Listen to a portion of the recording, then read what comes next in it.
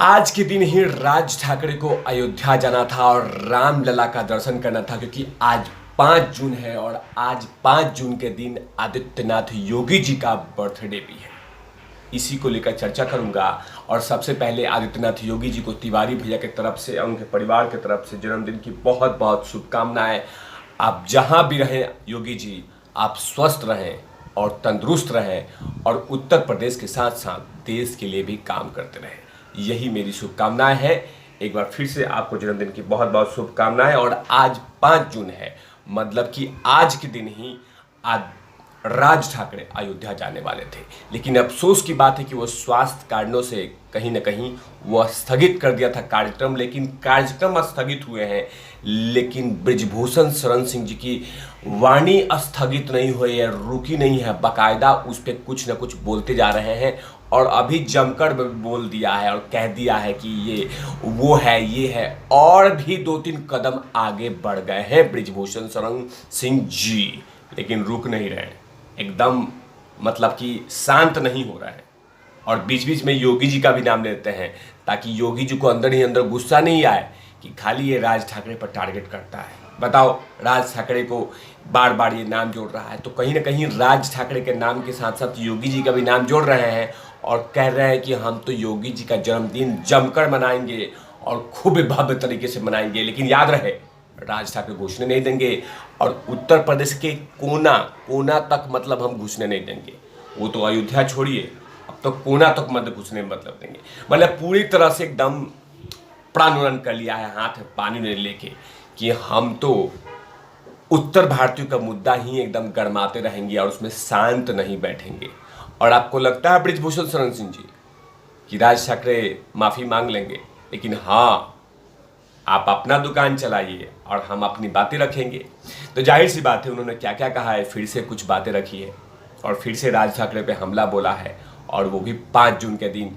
और साथ में वो आदित्यनाथ योगी का भी जन्मदिन भव्य तरीके से मना रहे हैं। फिर से उन्होंने एक जनसभा में राज ठाकरे का नाम लेते हुए जमकर प्रहार कर दिया है और कुछ भाषाएं आगे कर दी है, कुछ और 2 कदम आगे बोल दिया है और कह दिया है कि मजदूरों, विद्यार्थी, गर्भवती महिलाओं के साथ साथ जाति करने वाला राज ठाकरे उत्तर भारतीयों का अपराधी है, वह पापी है। जब तक वह अपने पाप कर्मों के लिए माफी नहीं मांग लेता, तब तक अयोध्या तो छोड़िए, उत्तर प्रदेश के किसी एक कोने में घुसने नहीं देंगे। बीजेपी सांसद ने कहा कि उत्तर भारतीयों के विरोध को देखकर राज ठाकरे ने अपना दौरा रद्द किया था। लेकिन कुछ भी कहे, ये उत्तर भारतीयों का खौफ देख के, ब्रिजभूषण शरण सिंह जी का खौफ देख के राज ठाकरे ने अपना कार्यक्रम स्थगित किया था। ब्रिजभूषण शरण सिंह जी बाकायदा सोशल मीडिया पे ही ट्वीट करके कहा था उन्होंने कि स्वास्थ्य कारणों से हम नहीं जाएंगे। बाकायदा उन्होंने रैली में कहा था कि हम नहीं जाएंगे। उसके बाद भी ज़बरदस्ती अपने आप को जनता जनार्दन के बीच में ये दिखाना कि मैं ही हितैषी हूँ उत्तर भारतीयों का। माफ़ कीजिएगा, बहुत ऐसे उत्तर भारतीय हैं जो मनसे के पार्टी में काम कर रहे हैं, कंधे से कंधे मिला के काम कर रहे हैं। लेकिन आपको पता है कि जैसे राज ठाकरे का नाम लेंगे तो मेरा नाम बराबर में खड़ा हो जाएगा और इसी बहाने जनता जनार्दन तक मैसेज तो जाएगा कि ब्रिजभूषण सिंह जी मार्केट में हैं, इसीलिए इस तरह की बातें कर रहे हैं। और 2 कदम आगे भी बढ़ गए आप और कह दिया कि राज ठाकरे महापापी है। ब्रिजभूषण शरण सिंह जी, एक सवाल है कि उत्तर भारतीयों का अपमान किया राज ठाकरे ने, तो उससे आप घुसने नहीं देंगे, लेकिन जो भारतीय जनता पार्टी का अपमान किया था उसको भी घुसने नहीं देंगे क्या? मतलब कि भारतीय जनता पार्टी, जिस पार्टी से आप बिलोंग रखते हैं, जिसे संबंध रखते हैं, उस पार्टी का भी एक व्यक्ति ने अपमान किया था, तो क्या उनको कहीं घुसने नहीं देंगे? नाम है हार्दिक पटेल।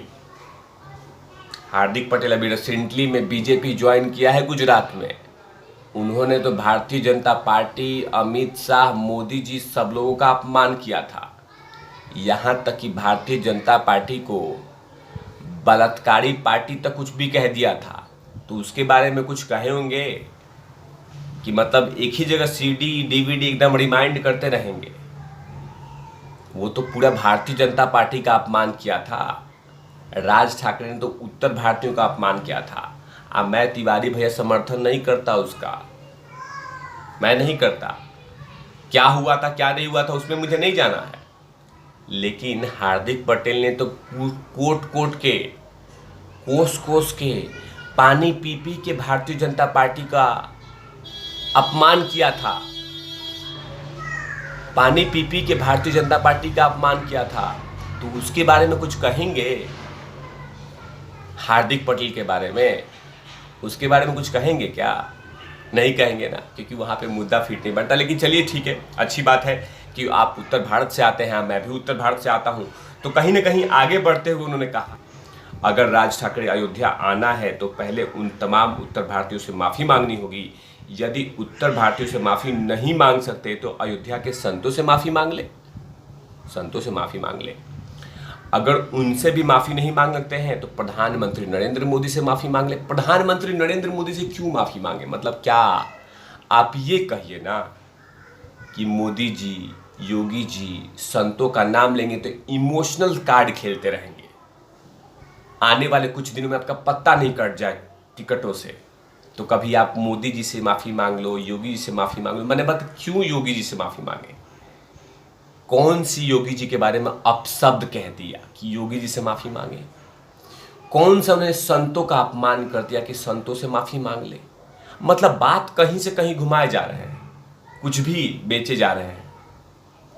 नरेंद्र मोदी से माफ़ी मांगे तो घुसने देंगे। मतलब आपको लगना चाहिए कि नरेंद्र मोदी का भी हम नाम ले रहे हैं। मतलब पार्टी को लगना नहीं चाहिए कि कहीं आप पार्टी से भटक तो नहीं गए हैं।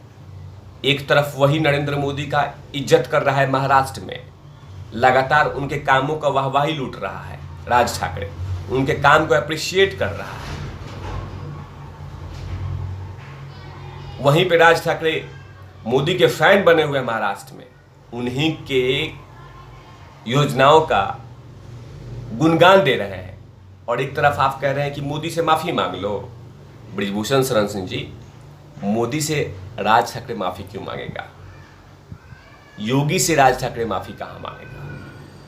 आदित्यनाथ योगी के बहुत सारी योजनाओं का बड़ाई कर चुके हैं राज ठाकरे, बहुत बार बोल चुके हैं कि एक शानदार काम करते हैं। मोदी के वो तमाम योजनाओं को महाराष्ट्र की जनता जनार्दन तक पहुंचाने का काम राज ठाकरे कर रहा है। मोदी के वो तमाम योजनाओं के बारे में अच्छी अच्छी बातें वो तमाम जनता जनार्दन तक पहुंचा रहे हैं। तो आप कह रहे हैं कि मोदी से माफ़ी मांग लो, योगी से माफ़ी मांग लो तो हम भी माफ़ कर देंगे। मतलब कितना घुमाएंगे आप बात को? एक तरफ बोलते हैं उत्तर भारतीय, एक तरफ बोलते हैं योगी जी, एक तरफ बोलते हैं कि संतों से माफ़ी मांग लीजिए। एक जगह कहीं पे खड़ा रहिए। टारगेट करना है तो राज ठाकरे को टारगेट कीजिए, उनको कुछ बोलना है बोलिए। मोदी से क्यों माफ़ी मांगेगा? उसने मोदी का कहाँ अपमान किया है? राजनीतिक तरीके से मोदी का अपमान किया भी होगा तो भाषा की शैली में रख के, पापी, चूहा, बिल्ली, ये तमाम चीज़ें नहीं कहा होगा जैसे आप अमर्यादित भाषा का इस्तेमाल कर रहे हैं। हम तो हमेशा से ब्रिजभूषण शरण जी बोलते हैं, आपको हमेशा से बोलते हैं, कहीं चुभ रहा होगा, मैं हमेशा से बोलता हूँ कि मैं उत्तर भारतीयों के मामले में कहीं पे समर्थन नहीं करता। लेकिन माफ़ी क्यों मांगे?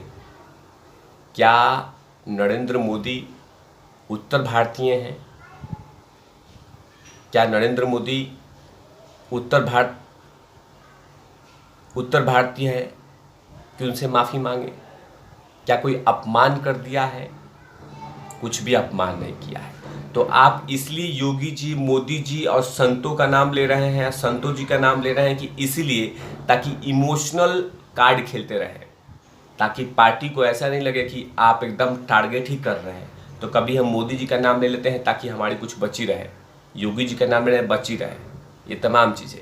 लेकिन जनता जनार्दन देख रही है कि आप जब पहली बार राज ठाकरे ने अयोध्या आने के लिए कहा था तो उस समय आपने बकायदा कुछ भी नहीं कहा था। ये रिसेंटली में ही अभी कुछ महीने पहले राज ठाकरे ने अनाउंस किया है उसके बाद आप छलक के बाहर निकले हैं।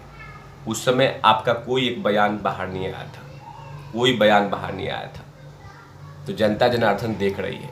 लेकिन चलिए ठीक है, आप राजनीतिक सांसद हैं, आप कुछ भी कर सकते हैं। तब तक के लिए आप देखते रहे तिवारी भैया। मैं हूं वेद प्रकाश, कैमरामैन ध्रुव लाठी के साथ।